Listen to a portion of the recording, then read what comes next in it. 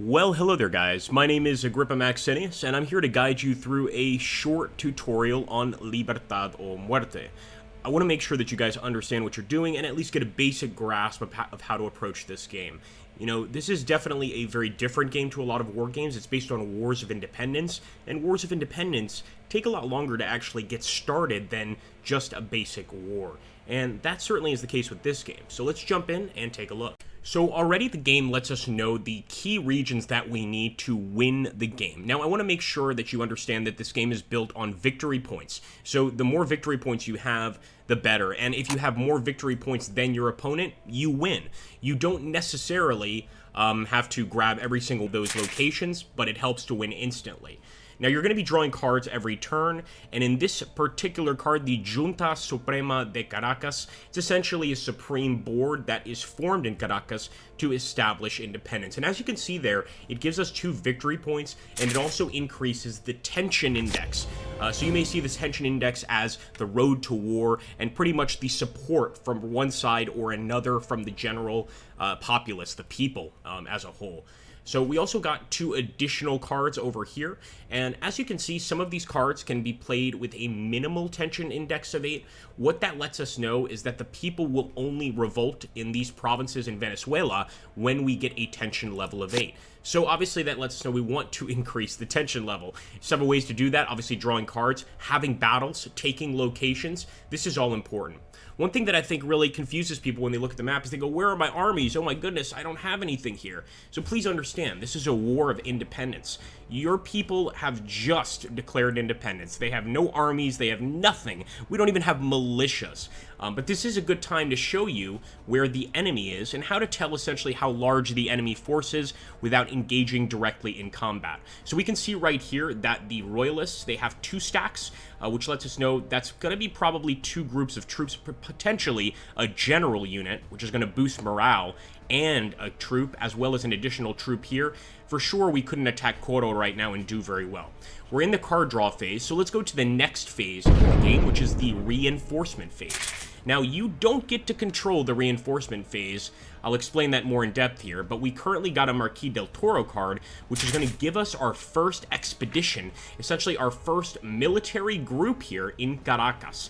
So this is really nice. We get a general and 3 different units, 2 militia units, and we know that because of the M in the upper left corner, and 1 standard cavalry unit. And that is pretty good here.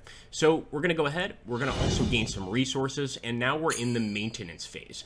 And as you can see here, there is a cost for maintenance. You're going to have the cost right here.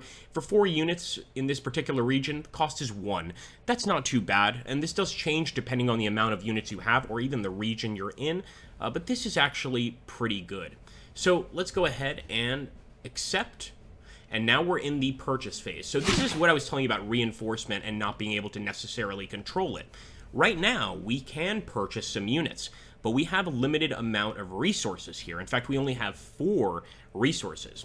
So let's go ahead and purchase some of these units, just some militia units. Now, the reason I'm skipping these initial guys right here, the Gs, is because these are guard units. And look, I've got nothing against guard units. They're great and all, but guard units cannot actually leave the home region in which they respond. They're purely defensive units. Now, they have their uses, and specifically, you can see here, number 1, they're not militia. Number 2, their hit points on the left are okay. Actually, I'm misreading that. I actually thought there was 4 hit points. No, they're just not militia. So, essentially, yeah, they're okay, but really only good for defense. So I'm going to take the militia unit over here, and as you can see, it'll essentially pop up green in the area where you can raise these troops. Because keep in mind, in this War of Independence, you're raising these troops from villages, remote villages, small towns, etc. You can't necessarily decide where your troops are going to be raised, but eventually we'll be able to move them together, merge them, and of course, form an army. So let's end purchases there, and now we get the beautiful land movement phase. Now, we have a stack here, a stack of actual units, and we'll do probably a separate tutorial on management of stacks, etc., but just to show you guys, Like, this is really, you know, you can play around with this. So you can actually get these guys outside. If you had another general in this region, you could form 2 separate armies, send one this way, send one that way. But it's really all about dragging and clicking. So we're dragging, we're clicking, we're dragging, we're clicking. The reason I'm not merging this guard unit in with the general here is because, again, like I said, the guard unit cannot move. Now, Valencia, as you can see, is a victory point location, and we know that because of the golden star above it, and we want to take Valencia. It's also a city location, so we're going to have to actually siege the city potentially, although it doesn't currently look like it has a garrison, so we'll probably just walk in. Something that sometimes confuses people is they try to do this to siege a city. No. Just drop it right there. Your men will automatically start to besiege the city and engage any enemy troops in this area. And I have to say, this army of just 3 is not an army I would necessarily recommend attacking with. You know, you kind of have to do your own thing in this game. You've got to approach it from your own perspective. What I would have done, actually, is gone down here to all of these royalist locations in Guyana and San Fernando Fort and taken them as I'm waiting each turn to receive more reinforcements. Because keep in mind, you're not only going to be getting the reinforcements that you purchase, but you're going to be receiving these armies like Del Toro and different leaders of the time like Simon Bolivar to assist you. You just need to be patient and wait. And while you're waiting, there are other things you can do, like move your armies, cut off other regions, take territories, etc. So of course we're going to get here to the units delivery card, and our units will arrive. Of course we're going to have to wait until the next turn to move them, because we have to wait for our land movement phase. But as you can see, they all have the flag of Colombia behind them, which I think is really nice here. We're going to end the turn, and the royalists are going to play. Now, you don't control the enemy turn, but if you want to speed it along, you can go ahead and just kind of like I'm doing here, just essentially move through their motions. They will make their own decisions. I'm just clicking to speed it up.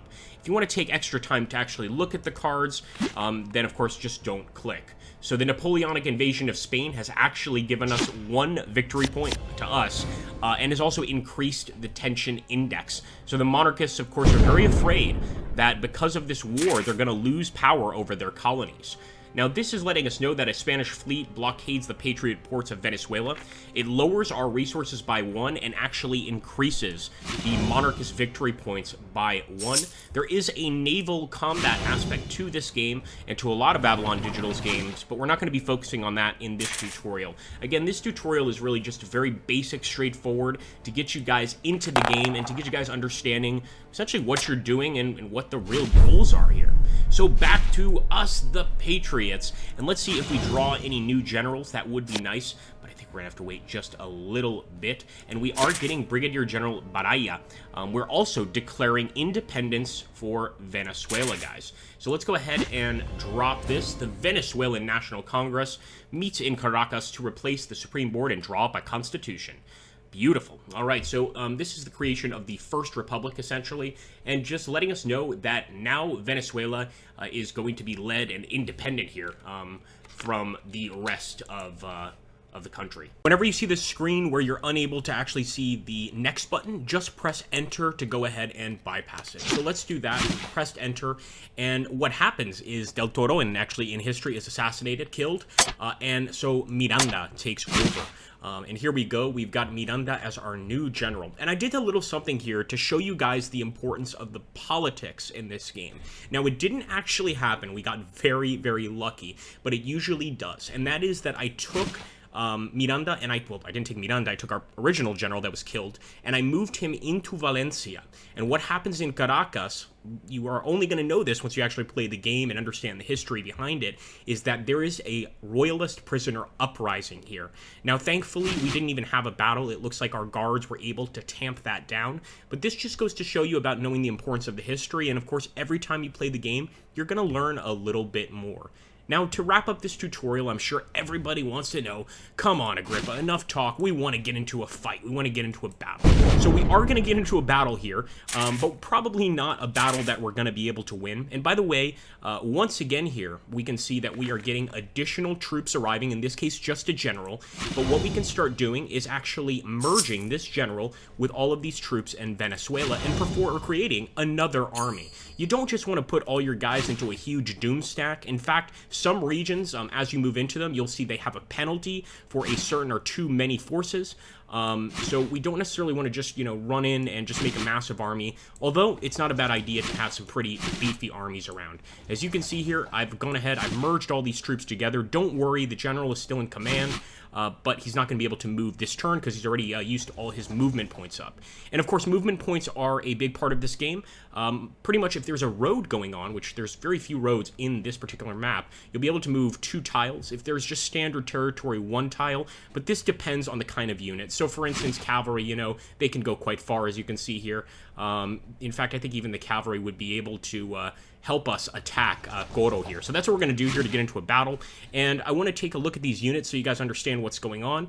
We've, of course, got attack and defense on the right and left side, but over here, what we've got is we've actually got hit points. So when you see that little red dot, that lets us know that this unit has already taken 1 hit.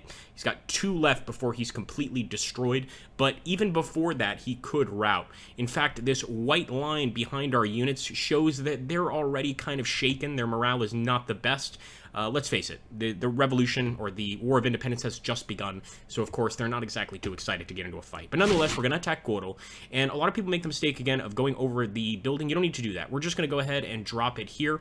One rule here is that because these games take place, of course, in the age of gunpowder, it's quite hard for armies to often work together to reach a place at the same exact moment. So if you have another general here and you try to attack, you will not be able to. Make sure that once you move into an area and perform an attack that you've got the amount of men you want. Now, you can keep generals nearby. That's still beneficial, and I'll explain why. If we had a general in Maracaibo right now, if we defeated the enemy, he wouldn't be able to retreat to Maracaibo. He would have to go to Porto Cabello here, and we would essentially control the coast. So let's go ahead. We're ending the land movement phase, and next we're going to actually go into the battle phase. And we each take turns rolling dice. There are some benefits and negatives. We're going to probably do that in a totally separate tutorial. But just to really simplify this, if you have a militia unit, pretty much he's rolling standard rolls. If you have a regular unit, he's going to get a +1 added to his rolls. And if you have an elite unit, he's going to get a +2 added to his rolls. And if you have artillery, the artillery is going to get is actually going to roll for a chance to fire before the battle begins. So let's see how we do. I don't think we're going to do very well because this guy's a pretty good general. But nonetheless, the initiative roll begins, decides who goes first. And it looks like we will go first as the attacker. Now, they just played a card called the enemy gets an additional hit, which means that if they hit us once, we're going to get another hit. It's a pretty frustrating card to be played against us. When you want the battle to begin, you simply click these 2 sabers. And we got a very good shot there. So, as you can see, the enemy's background changed to that white flag. So you can see that he's kind of wavering already. And we also caused some damage to the unit. So if we could get one more hit on him, that unit, the guard unit, we could tell by the G here, would be completely destroyed. Now we get to decide what units of ours are going to be hit since we took hits. The key here is we don't want to pick this guy or this guy because they're already at the end of their hit points, so we would essentially destroy the unit. And there are many different cards and opportunities to get those hit points back up. So I'm going to give it to this militia unit here. I don't really mind too much if he goes down. I want to keep our Lanceros. And there we go. We destroyed a guard unit. Really good. But they've still got that Lancer company. And these guys will fight to the very end. They are quite fanatic about their monarchist ties here. Now, in battles in Libertad or Muerte, the important thing is not necessarily the amount of soldiers you have, etc. What it is the amount of hits you get. So the battle continues. Usually battles don't go on this long, but this is a tough one. We're going to go through another round of shooting, and essentially at the end of this, whoever comes out with the most hits is going to win the battle. It'll also lead to a loss or a gain of victory points for either side, especially if you're attacking huge or large armies. So let's see here, they got the victory, and in this case, there were no victory points on either side. Neither of us got victory points. That does often happen, and I'm actually still learning about the game, but I believe this is because it was in a tropical region and not in a city region. In other words, we did not have the battle in an area of significant importance. Coro is still a victory point location, but for whatever reason, we were able to go ahead and sort of pull away. So that's pretty much how it goes, guys. Now that we are at the end of the turn, we can't, move any of these other armies, etc. We have to let the enemy play, and then it's going to come back to us. At that point, we can do any number of different things. And like I said, the approach I took here was just for tutorial purposes. I do not recommend taking the most obvious approach and just attacking the enemy head on. Please keep in mind that if you're playing as the Patriots, you are pretty much starting off at a disadvantage here. The Spanish have a trained army, they are prepared to fight, and they have plenty of very, very skilled generals. So again, my approach, it doesn't have to be yours, but my approach, at least in the Bolivar scenario, is to go for all these other monarchist territories that still hold victory points and essentially take them because there's no real resistance here. And the benefit for that is going to be that we're actually going to be getting more resources per turn, so we can purchase more units once we get to the recruitment phase. Another important thing to know is that the cards played in this game could lead to revolutions in other countries that will be in support of us. So in other words, we could kick off the revolution in Venezuela if we're able to win enough victories and get the tension index up. So that's why it's so important to be aggressive in this game, but also to be intelligent about where you move your armies. You don't just want to throw your men away all at once. Anyway, guys, I hope this basic tutorial explains some of the game ideas, and I really hope you'll take a look at Libertad o Muerte, because this is really a deep, deep game. It's deceptively deep. Sort of, you look at it and you're like, oh, this looks pretty simple, but this game really does have a lot to it, and also, I think it's just a great historical experience for people to learn about these wars of independence that, frankly, I knew very little about. Well, I hope you enjoyed, guys. I hope to see you in the next one, and we will be uploading some more advanced tutorials as we move forward, so I can't wait to see you guys then.